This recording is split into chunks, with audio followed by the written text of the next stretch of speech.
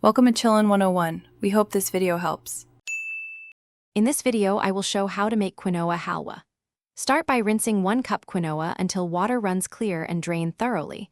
Toast quinoa lightly in 2 tablespoon ghee for extra nuttiness. Add 2 cups milk and simmer gently, stirring to prevent sticking.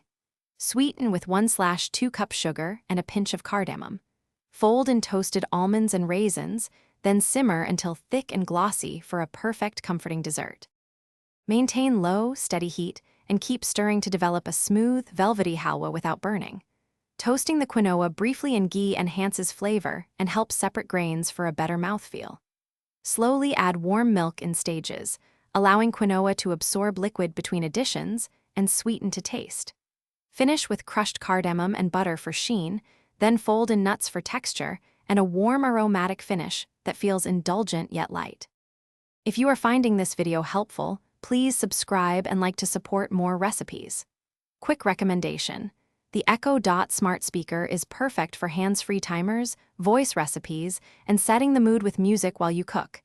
It keeps your hands free and your kitchen lively. Check the description for the link and other deals and enjoy smarter kitchen moments.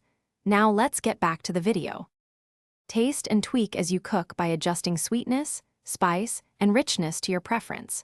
Coconut milk creates a silkier, dairy-free halwa, while jaggery adds caramel depth and complexity.